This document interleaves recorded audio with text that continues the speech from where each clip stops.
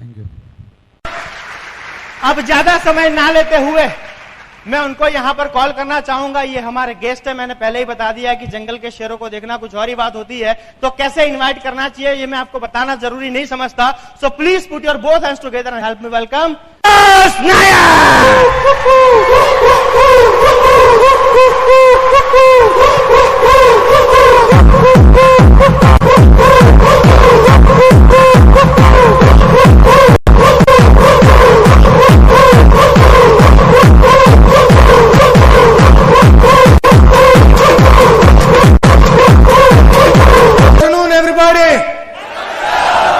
बहुत खुशी है आप लोगों के साथ यहाँ पर वक्त को इन्वेस्ट करते हुए। वेलकम। आप लोग यहाँ पर क्यों आए हैं, मुझे ये जल्दी से जल्दी बता दीजिए कि आप लोग यहाँ पर क्यों आए। एक एक करके हाथ ऊपर करके बताइए कि आप लोग यहाँ पर क्यों आए। Yes sir. कुछ जानने के लिए साहब यहाँ पर आए हैं, कुछ जानने के लिए। Yes sir. कुछ सीखने के लिए। क्या सीखना चाहते हो आप? सक्सेसफुल कैसे बनना है। Yes sir. क्या सीखना है? मोटिवेट होने के लिए। क्यों मोटिवेट होना चाहते हो आप? जिंदगी में आगे क्यों बढ़ना है? सपने हैं तो क्या हो गया, अभी तक तो जैसी जिंदगी चल रही है वैसे चलने तो क्या प्रॉब्लम है। ओके, तो यहां पर आए हैं सपनों को साकार करने के लिए। कोई मोटिवेट होने के लिए आया है तो कोई सीखने के लिए आए हैं। यहां पर से कोई क्यों आए हैं आप? Yes sir. पैसा कमाना। पैसा कमाने के लिए जेंटलमैन यहां पर आए हैं। Yes sir. आग लेने आए हैं।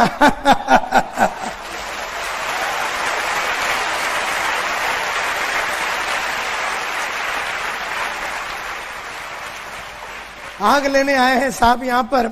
मुझे खुशी है कि आप लोग यहाँ पर बहुत लंबे बंबई से और सूरत से, बड़ौदा से, सब जगह से, अहमदाबाद से आप लोग यहाँ पर आए हैं। थोड़ी सी अपने बारे में बात करूंगा और उसके बाद आगे चलूंगा। और क्या सीखना है आपको? और क्या सीखना है? मतलब आप अगर मेरे को एकदम क्लियर करिए तो बोल दिया आपने मेरे को मोटिवेट होना है, और किसी ने कहा कि मुझे कुछ सीखना है, और किसी ने कहा कि आपको सुनने के लिए आए। और क्या सीखना चाहते हो और क्या जानना चाहते हो? कोई भी ऊपर से किसी ने हाथ नहीं उठाया।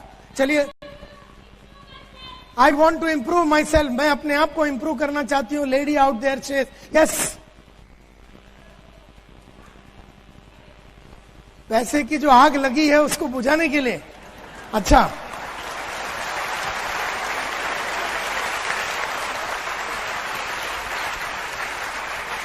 ओके।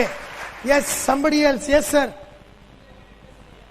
जिंदगी में कभी डिप्रेशन नहीं आवे, ये एक पते की बात आपने कही, क्योंकि कई लोगों को मैंने लाइफ में देखा उठते हुए और फिर बैठ जाते हैं। कोई 2-3 महीना ऊपर रहता है, फिर 4-5 महीना गायब हो जाता है। कोई 5-6 महीना ऊपर रहता है और उसके बाद गायब हो जाता है। ये क्यों होता है ये मैं जानता हूं। तो जिंदगी में हमेशा के लिए मोटिवेटेड रहना चाहते हैं। 1 महीना नहीं, 1 साल नहीं, एक खाली 3 महीना नहीं, 4 महीना नहीं, लेकिन हमेशा के लिए जिंदगी भर अगर मोटिवेटेड रहना है तो मुझे क्या करना पड़ेगा, ये उन्होंने मुझसे पूछा। मुझे क्या करना पड़ेगा, क्योंकि 24.5 साल हो गए मेरे को। 24.5 साल हो गए।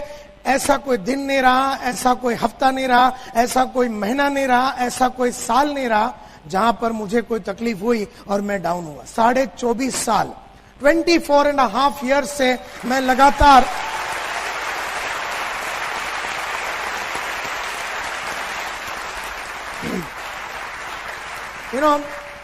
और बताइए क्या सीखना चाहते हैं? और बताइए क्या सीखना चाहते हैं? चलिए जल्दी जल्दी। Success. Yes sir. Network marketing में मुझे इतिहास करना है तो मुझे क्या करना पड़ेगा संतोष नायर? ये जेंटलमैन पूछ रहे हैं। Yes sir. क्या बनने के लिए?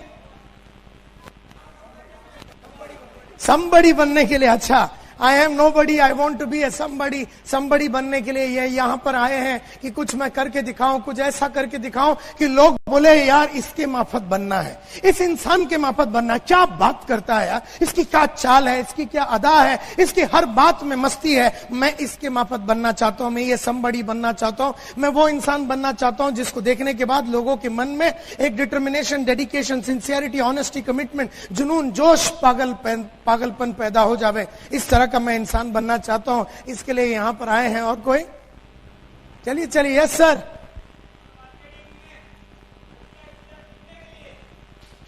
क्या बनने के लिए? कॉन्फिडेंट।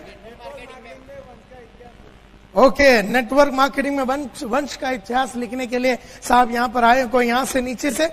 Yes sir. हाँ जी, नायर साहब बनने के लिए।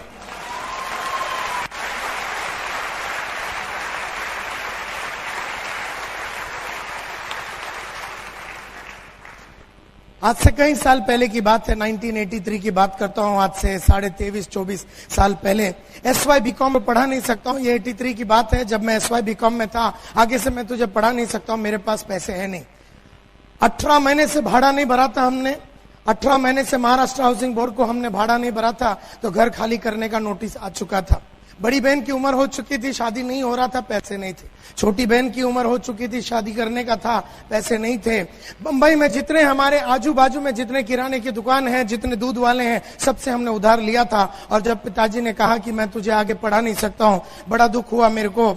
और मेरे सामने दो रास्ते थे, एक या तो मैं पढ़ाई को छोड़ दूं, या तो फिर मैं कुछ करूं और अपना पढ़ाई को कंप्लीट करूं। न जाने मेरे मन में ऐसा क्यों लगा कि मुझे कम से कम ग्रेजुएट बनना चाहिए। उसका फायदा क्या है मुझे आज तक नहीं समझ में आया, ये बात अलग है। लेकिन मैं मैं बनना चाहता था एक ग्रेजुएट तो कम से कम। तो मैंने क्या किया, 1983 में मेरे दोस्त के साथ मैंने सुबह 1983 में जब ये बात हुई, एक दिन सुबह उठ के मैंने न्यूज़पेपर का धंधा चालू कर दिया।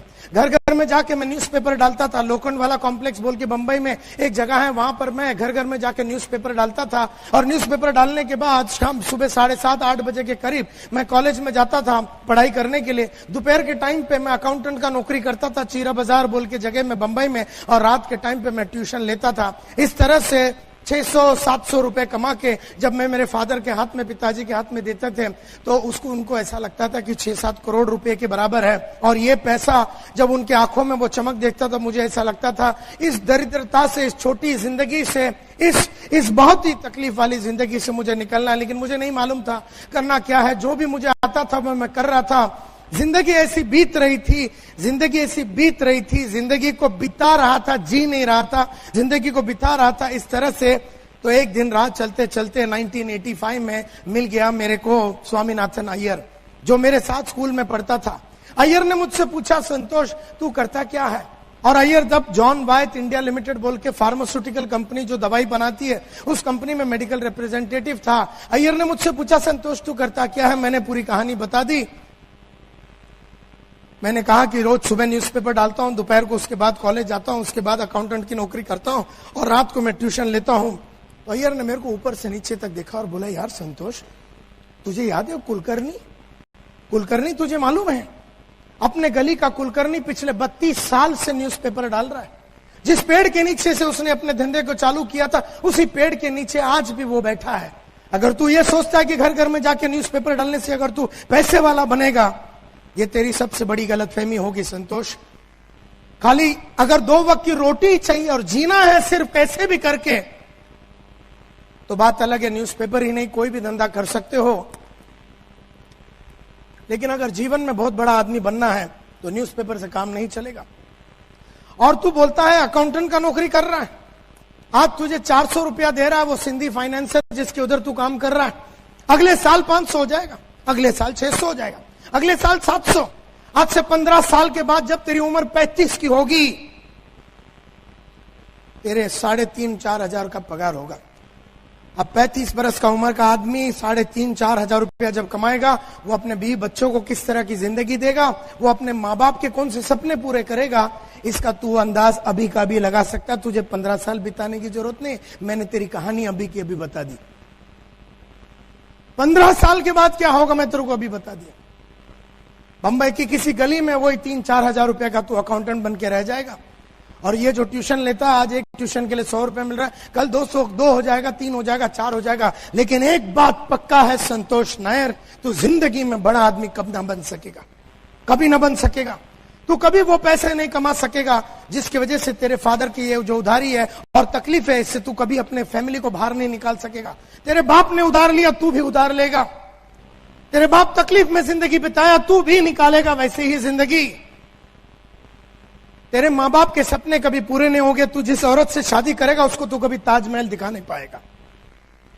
जो तेरे बच्चे होंगे वो कभी अमेरिका जाके या जापान जाके या सिंगापुर जाके ऐसी कोई अचीवमेंट नहीं कर पाएंगे। तू एक छोटी सी स्कूल में अपने बच्चों को भेजेगा, छोटी सी जिंदगी होगी, मुकेश के दर्द भरे गाने होंगे, और तेरी जिंदगी ऐसा किसी को मालूम किए बिना तो इस दुनिया से चला जाएगा। अगर ऐसे ही जाना है तो अभी क्यों नहीं चला जाता इस दुनिया से?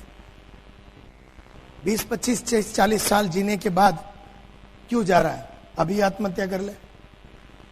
जब अय्यर ने इस तरह से मुझसे पूछा तो मुझे ऐसा लगा यार आग लग गई मेरे अंदर। मैं बोला यार ये क्या लाइफ है।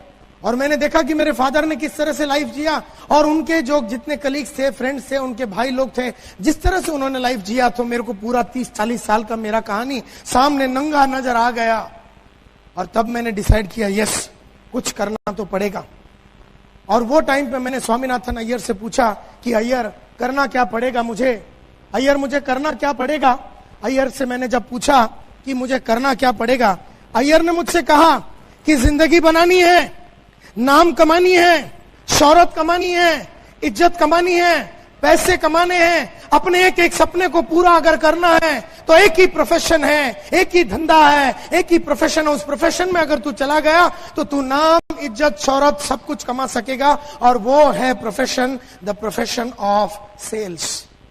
सेल्स के प्रोफेशन में चला जा, बेचने के प्रोफेशन में चला जा।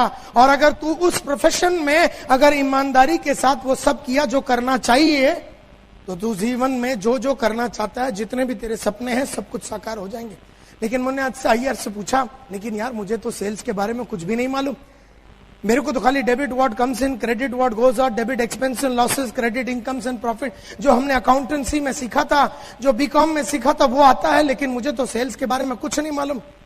उसने मुझसे कहा अमिताभ ने एक्टिंग के पहले एक्टिंग कभी की नहीं थी, आशा भोसले ने गाने के पहले कभी गाया नहीं था, जाकिर हुसैन ने तबला बजाने के पहले कभी बजाया नहीं था, और तू भी सेल्समैन बनने के पहले सेल्स में था नहीं।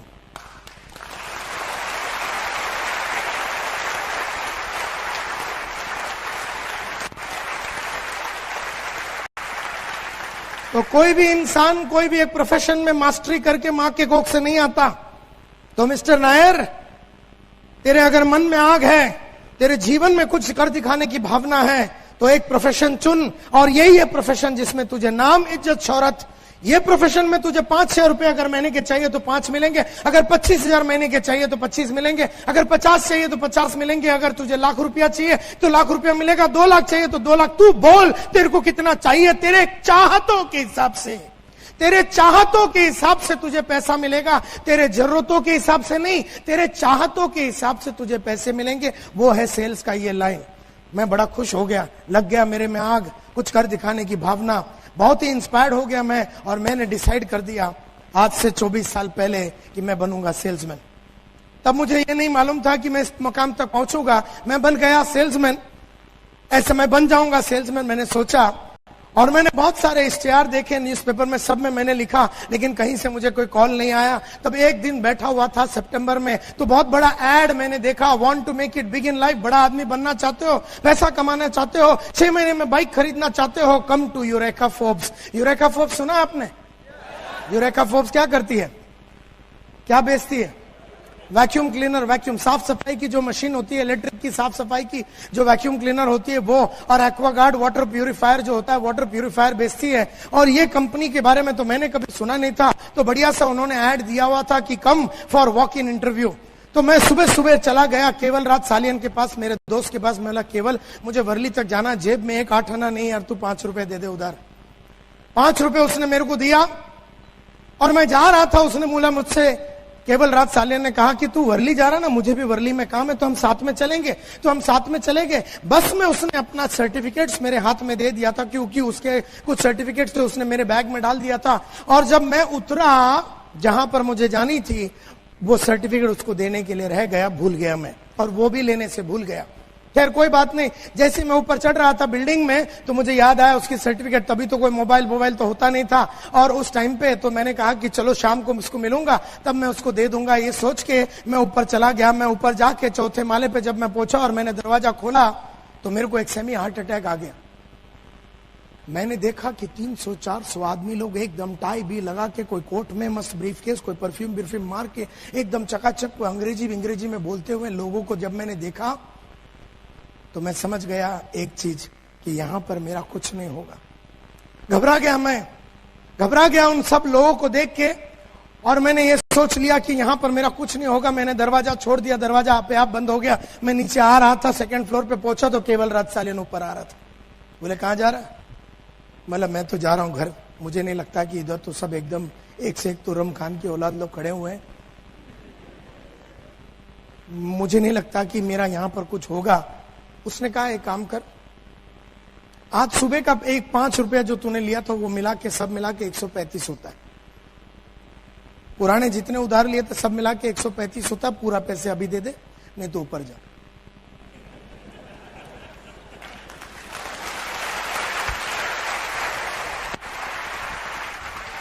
पैसे की मजबूरी, पैसे नहीं थे, पैसे की मजबूरी की वजह से मुझे यूरेका फोर्ब्स में जाना पड़ा और वहां पर जाके 9:30 बजे मैंने बैठ गया। 3:30 बजे 6 घंटे रुकने के बाद मेरा इंटरव्यू का नंबर आया। तो सेल्स में सबसे पहला लेसन मैंने सीखा कि जिंदगी में अगर आगे बढ़ना और सेल्स में आगे बढ़ना है तो you have to have a lot of patience, बहुत पेशेंस। 6 घंटा चुपचाप मैं कॉर्नर में बैठा था कि मेरा इंटरव्यू अभी आएगा। 3:30 बजे जब इंटरव्यू आया, 6-6.5 फीट का एक मल्होत्रा साहब बोल के आदमी ने मेरा इंटरव्यू लिया। अंग्रेजी में उन्होंने बहुत सारे क्वेश्चन पूछे। मल्होत्रा साहब डॉन बॉस्को कॉन्वेंट एजुकेटेड आदमी था। संतोष नायर बर्फी वाला स्कूल में जाता था जहां पर हम हिंदी में बात करते थे ज्यादातर, और मैं जिस कॉलेज में गया था वहां पर हम मराठी में बात करते थे। मल्होत्रा साहब ने जब अंग्रेजी में बहुत सारे क्वेश्चन, कॉन्वेंट एजुकेटेड मल्होत्रा साहब ने बहुत सारे अंग्रेजी में क्वेश्चन पूछे तो नायर जवाब ना दे सका। मल्होत्रा साहब 3 चीज करते हैं। आदमी अच्छा लगा तो सिलेक्ट, डाल दो इसको ट्रेनिंग में, सिलेक्ट। अगर आदमी ठीक ठाक लगा, रिजर्व, इसको रिजर्व में रखो, बाद में रिजर्व पुलिस होता ना, जरूरत पड़ने पे ले लेंगे। वैसे पुलिस घूमती रहती है, जो रिजर्व पुलिस होता है उसको एकदम लफड़ा हो जाता है तो फिर उसको बुला लेते हैं। तो रिजर्व में डाल दो, जब भी हमारे पास कोई कुत्ता होगा नहीं तो इसको उठा लेंगे। और तीसरा मल्होत्रा साहब करते थे, आदमी उनको ठीक ही नहीं लगा तो उसको रिजेक्ट, और मेरे को तीसरा कैटेगरी में डाल दिया, मुझे रिजेक्ट कर दिया। Because I did not look like a salesman. मैं ना सेल्समैन के माफत दिख रहा था, ना मैं सेल्समैन के माफत बोल रहा था, ना मेरे में ऐसी कुछ कैरेक्टरिस्टिक्स थी जिसको देख के मल्होत्रा साहब को ऐसा लगा कि ये आदमी सेल्स में कभी कुछ कर पाएगा। और इतना पतला सा था मैं, सब मिला के 40-45 किलो का होगा। मल्होत्रा साहब ने सोचा 20 किलो का अगर सूटकेस इसके हाथ में वैक्यूम क्लीनर देगा ये वैसे ही मर जाएगा साला।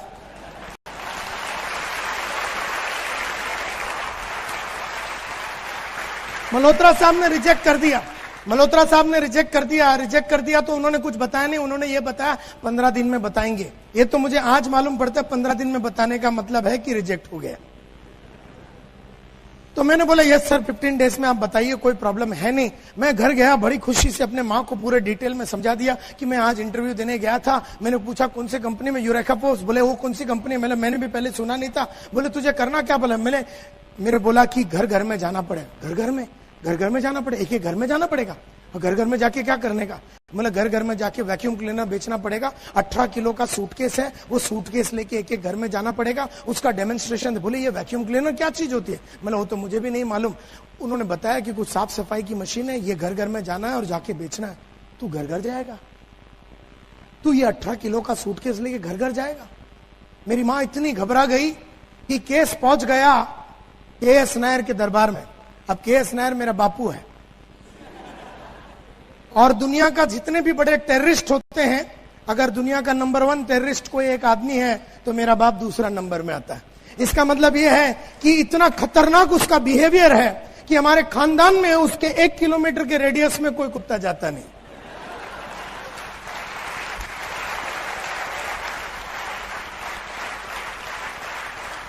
मेरे बापू को 3 बच्चे कैसे पैदा हो गए मेरे को आज भी डाउट है। मेरी माँ उससे आज भी इतनी घबराती है कि उसके सामने गई कैसे और मैं पैदा कैसा हुआ, ये भी मेरे को आज एकदम टेंशन में है।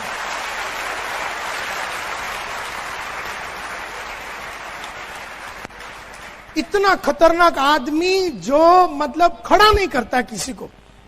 आजकल 73 का है टोटल बेड।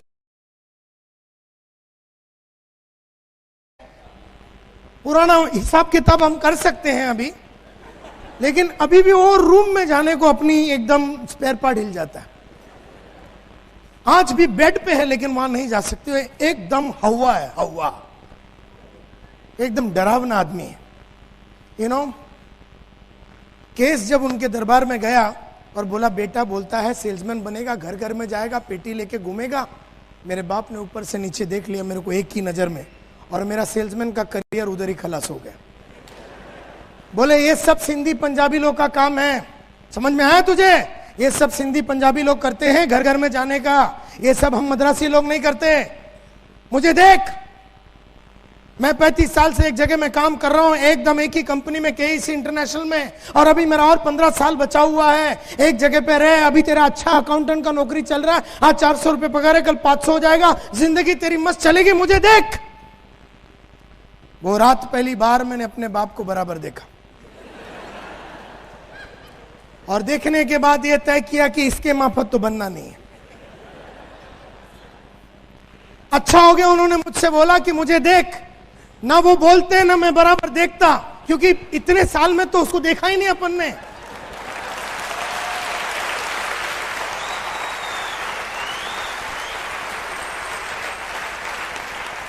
वो रात देखने के बाद तय हो गई बात कि इसके माफत तो बनना नहीं है। इसने तो कुछ भी नहीं किया ऐसा जिसको देख के हम उसके माफत बने। तो यह बात तय हो गई कि फादर के माफत बनना नहीं है। मोहब्बत तो आज भी अपने बाप से करते हैं उतने ही जितना पहले भी करते थे, आगे भी करेंगे, वो बात अलग है, लेकिन इसके माफत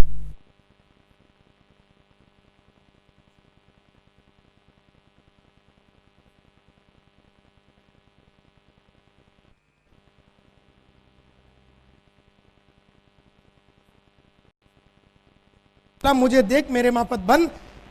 मैंने ये डिसाइड किया इसके माफत नहीं बनूंगा, और ये बात पक्का हो गया। वो रात अय्यर का बात पक्का हो गया। बाप को मिलने के बाद अय्यर का बात पक्का हो गया कि अब तो मैं सेल्समैन बन के ही रहूंगा।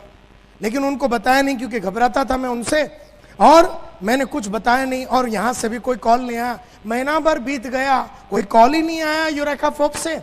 तो एक मतलब कहानी ऐसी जाती है कि आधा बंबई मल्होत्रा साहब संभालते थे। यूरेका फोर्ब्स आधा बंबई मल्होत्रा साहब संभालते थे, और आधा बंबई जो था अनिल कुमार गुप्ता बोल के दूसरे ब्रांच मैनेजर के पास थे। उस जमाने में अनिल कुमार गुप्ता साहब जो दूसरे ब्रांच मैनेजर, उनको आदमी की जरूरत पड़ी। उन्होंने बहुत ऐड वगैरह डाला, लेकिन उनको कोई नहीं मिला, और एकदम डेस्परेट हो गए, एकदम उदास हो गए। और एक दिन मल्होत्रा साहब के पास जाके बैठ गए, जो दूसरे ब्रांच मैनेजर थे। बोले यार मल्होत्रा, तेरे पास कोई सिलेक्टेड कैंडिडेट है तो दे यार, मुझे 15 जन का एक नया टीम खड़ा करना है। मल्होत्रा साहब ने बोला यार ये टाइम मैंने ऐड डाला था, इतना मैंने ऐड डाला, लेकिन मुझे कोई आदमी नहीं मिला, जो मिले मैंने सबको ले लिया। बोला अच्छा ठीक है यार, तेरे पास कोई रिजर्व कैंडिडेट तो होगा, रिजर्व कैंडिडेट अगर तू दे देगा तो मैं एक टीम खड़ा कर दूंगा, तो मेरे को यार तेरा रिजर्व। बोले यार ये टाइम मैंने जो रिजर्व कैंडिडेट है उसको सिलेक्ट समझते हुए मैंने सबको सिलेक्ट करके ले लिया, तो मेरे पास रिजर्व कैंडिडेट भी नहीं है। बोले यार मल्होत्रा, तेरे पास कोई रिजेक्ट माल तो होएगा? बोले बहुत सारे हैं, और उसमें मेरा नंबर भी था। मल्होत्रा साहब ने गुप्ता साहब को सभी रिजेक्टेड कैंडिडेट, आड़े टेढ़े जितने भी नॉनसेंस वाले आदमी थे, जितने बेकार जो लोग थे, उनका पूरा लिस्ट उठा के गुप्ता साहब को दे दिया। गुप्ता साहब ने उसमें से छाटम छाटी करके न जाने क्या टेक्निक यूज करके एक टेलीग्राम भेज दिया। 2 अक्टूबर गांधी जयंती 1985 दोपहर के 2 बजे मेरे हाथ में एक टेलीग्राम आया, report for final interview 9:30 in the morning 3 अक्टूबर 1985। तकदीर ने वहां साथ दिया, तकदीर ने वहां साथ दिया कि टेलीग्राम के.एस. नायर के हाथ न लगा। इसको बोलते हैं ऊपर वाले की देन, कि तकदीर ने वहां साथ दिया कि टेलीग्राम के.एस. नायर के हाथ में नहीं लगा। लगा होता तो आज चीरा बाजार के गलियों में मैं आज भी 4000 रुपए का अकाउंटेंट का नौकरी करता बैठा। तो मैंने जैसे ही देखा टेलीग्राम अंदर डाल दिया, और मैंने मन में सोच लिया यार रिपोर्ट फॉर फाइनल इंटरव्यू। अगले दिन 3 अक्टूबर 1985 को गुप्ता साहब के सामने जाके मैं बैठ गया। उन्होंने कहा क्या चाहिए तुझे? मैंने बोला सर मेरे को पैसे कमाने। बोलते ये लाइन में इज्जत मिलेगा, शोहरत मिलेगा, नाम मिलेगा। मैं बोला वो आप अपने पास रख लो, इज्जत नाम शोहरत मेरे को चाहिए ही नहीं, फिलहाल अभी रोकड़ा चाहिए। रोकड़ा ही नहीं लेती, इज्जत लेके मैं क्या करूंगा, शोहरत लेके मैं क्या करूं, मुझे रोकड़ा चाहिए सर। मेरे को ये बताओ कि पैसे कैसे कमाया जा सकता है, tell me how to make money, पैसे कैसे कमाया जा सकता है, बाद में इज्जत शोहरत सब देख लेंगे। आदमी का हाल ही इतना फटा हुआ था, पहनने के लिए कपड़ा नहीं, वो बोलता है कि मैं तुझे इज्जत दूंगा। तो मैंने बोला ये सब नहीं चाहिए सर, पैसे कमाने का रास्ता बताओ, ईमानदारी वाला रास्ता बताओ, ईमानदारी से जो काम किया जा सकता है और जिसमें पैसे कमा। बोलता है you have joined the right profession, sales is the best profession you have joined, कोई टेंशन नहीं लेने का। एंड उन्होंने मुझे सेलेक्ट किया और उन्होंने कहा कि एक बैच मैं कल सुबह शुरू कर रहा हूं और एक बैच मैं शुरू करने वाला हूं 15 दिन के बाद, 15 डेज के बाद मैं एक बैच चालू करने वाला और एक कल सुबह चालू करना, तू कौन सा ज्वाइन करना चाहेगा? मैं बोला सर 15 दिन के बाद वाला मैं ज्वाइन करना चाहूंगा और बाकी के सब काम सल्टा के मैं आ जाता हूं आपके पास। तो उन्होंने एक पते की बात कही, उन्होंने कहा कि देख ऐसा है, ये 15 दिन जो तू अभी नहीं आने वाला है और 15 दिन के बाद ज्वाइन करने वाला, तू काम तो वही अकाउंटेंट का ही करने वाला है। मैं बोला यस सर। अब ये अकाउंटेंट के काम में तू कुछ नया सीखने वाला है? बोला नहीं, वही तू काम करेगा जो पिछले कई सालों से कर रहा है, debit what comes in, credit what goes out. तू कुछ नया सीखने वाला नहीं है और 15 दिन में तू कुछ भी नया अगर सीखने वाला नहीं है और अगर कल सुबह तू 9:30 बजे सेल्स में आ जाता है और कल का कल सुबह तू ज्वाइन कर लेता तो तुझे जिंदगी में हमेशा 15 दिन का एडवांटेज रहेगा। 15 दिन का एडवांटेज तुझे लाइफ में रहेगा। गुप्ता साहब ने कहा कि 15 दिन बहुत होते हैं नायर, 15 दिन बहुत होते हैं। 15 दिन में तो जिंदगी बन जाती है बॉस, 15 दिन में तो करियर बनने का नींव बन सकता है। बात मेरे को गुप्ता साहब की जमी और मैंने कहा कि सर कल सुबह 9:30 बजे आ जाता हूं। और मैं वहां जाके अपना वो जो भी था अकाउंटेंट का नौकरी वगैरह मैंने रिजाइन करके अपने बापू को फोन लगा दिया अपने कंपनी में। अब तुम खाली अंदाज लगा सकते हो कि हिंदी में जितने भी, हमारे मलयालम लैंग्वेज में जितने भी माँ बहन की गालियां हैं सब मेरे बाप ने मेरे को ही सुना दी है, सब सुना दिया। मेरे को बोलता तेरे को अक्ल है नहीं, ये नहीं वो नहीं, तेरा मामा भी वैसे ही था, तेरा मामा को मैंने बोला था आर्मी नहीं छोड़ना, उसने भी कीड़े हैं उसको, तेरे में अतरंगी कीड़े हैं, ये है वो है करके उन्होंने इतना गाली दिया, इतना गाली दिया कि मैं सुनता रहा और एक पॉइंट आया जहां मैंने बोला बस। पहली बार साला टेररिस्ट भी चुप हो गया। मैं बोला देखो वो जो 600 रुपए मैं आपको दे रहा हूं और अगर मैं आपका बेटा हूं और हर महीने अगर 30 तारीख बोल के एक दिन होगा, हर महीना 30 तारीख बोल के अगर एक दिन होगा और अगर मैं जिंदा हूं और बंबई शहर के अंदर हूं तो 600 रुपए जो मैं आजकल आपको देता हूं वो तो आपको मिलेंगे, भले मैं आपके साथ रहूं या भले मैं आपके साथ ना रहूं, लेकिन 600 रुपए आपको मिलेंगे। मुझे मत रोकिए अभी। 20 साल में पहली बार 40 सेकंड मेरे को हिम्मत आई और उसके बाद 42 साल, हमसे 22 साल वो हिम्मत कभी आई नहीं। यानी 42 इयर्स में सिर्फ वो 30 सेकंड मेरे बाप को नकारने का मेरे में हिम्मत आया। कहने का मतलब ये है, इस प्रोफेशन में आने के लिए, सेल्स में आने के लिए मेरे लिए बहुत तकलीफें मैंने झेली और मैंने अपने फादर को बोला कि मैं करियर इसी में बनाऊंगा। मेरे फादर को मालूम नहीं क्या झटका आ गया। बोला अच्छा ठीक है, ऐसा तू टेंशन मत ले, ठीक है कोई बात नहीं, क्योंकि मैंने तो कभी यूरेका फोर्ब्स सुना नहीं और कोई चोर कंपनी है, पैसे वैसे अगर नहीं मिले तो तेरा ये नौकरी भी चला जाएगा। मैं बोला जो भी होगा अपना हालत इससे तो खराब हो ही नहीं सकता।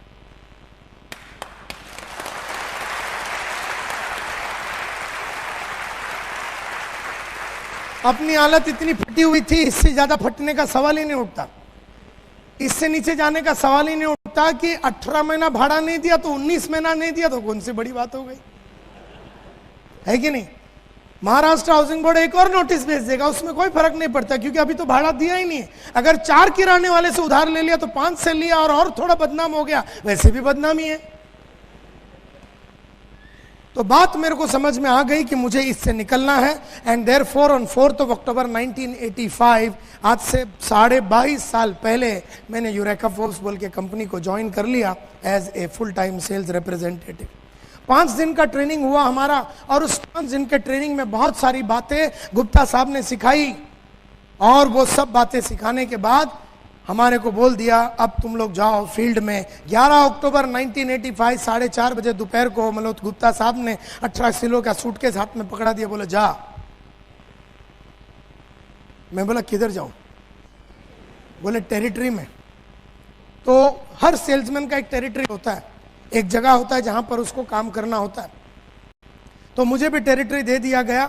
मेरे को बोला तेरा टेरिटरी है ग्रैंड रोड ईस्ट। मैं बोला सर वो बंबई का रेड लाइट एरिया है। बोलते उधर बहुत पोटेंशियल है।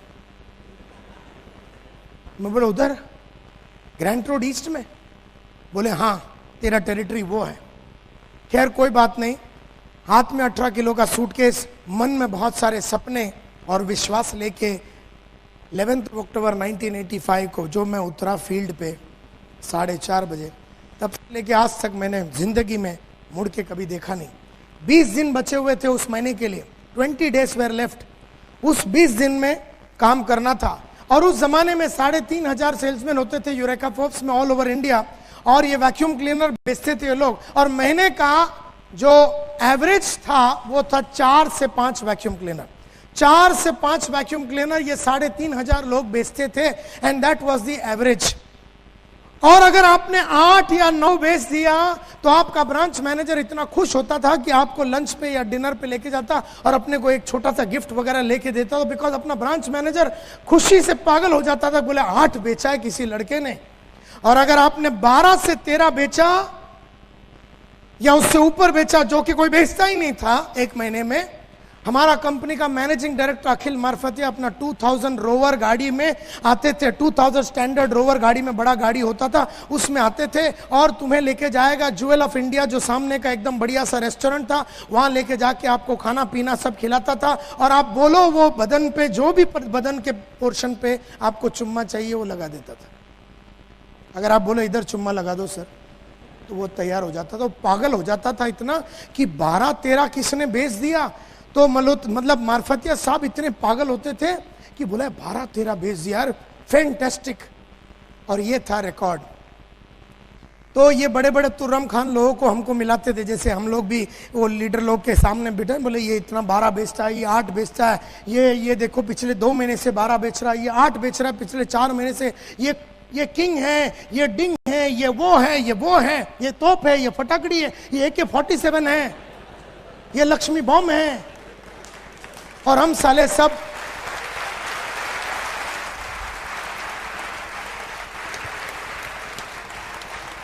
उन लोगों को देखने के बाद एहसास हो गया तो हम तो अपटी बॉम्ब हैं करके।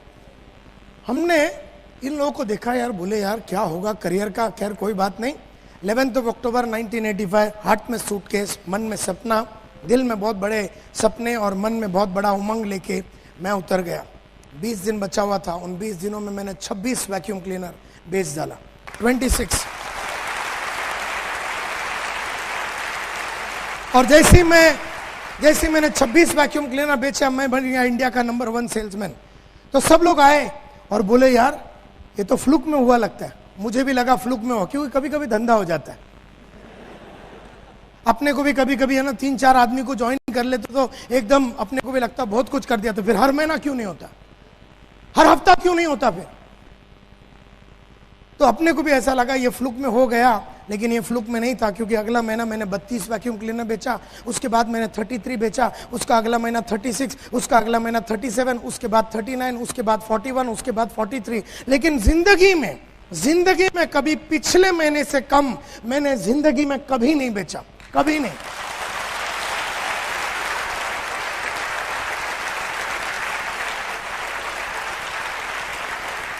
और ये फिलॉसफी रहा लाइफ का कि मैंने जिंदगी में जितने पैसे लास्ट महीने में कमाया उतना मैं कभी नहीं कमाता हूं।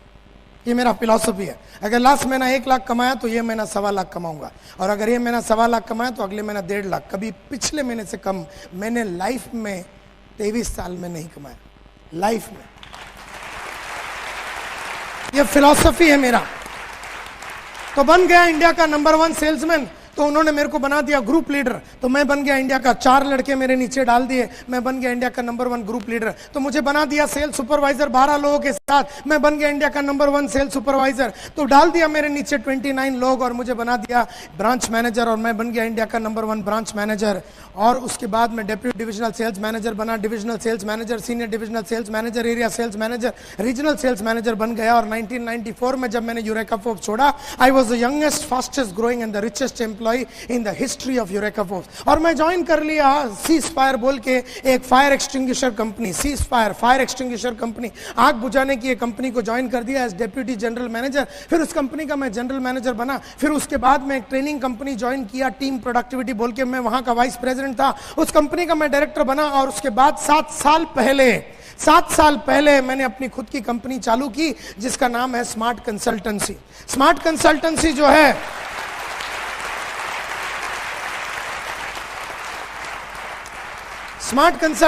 है पिछले 7 साल से कॉर्पोरेट ट्रेनिंग में है। एशियन पेंट्स को हम लोग ट्रेन करते हैं, ब्लो प्लस को हम लोग ट्रेन करते हैं और आईसीआईसी को हम लोग ट्रेन करते हैं, और दुनिया की जितने भी बड़ी कंपनियां हैं, Coca Cola, Procter and Gamble, आप बोल लो, जो भी आपके मन में कंपनी का नाम आवे, जो भी कंपनी का नाम आवे, उस कंपनी का या तो एमडी को या सीईओ को या वाइस प्रेसिडेंट को या रीजनल मैनेजर को या ब्रांच मैनेजर को या उस कंपनी का फ्रंट लाइन के लोगों को मैंने कहीं ना कहीं, कभी ना कभी, कहां ना कहां मैंने बात किया होगा और ट्रेन किया होगा।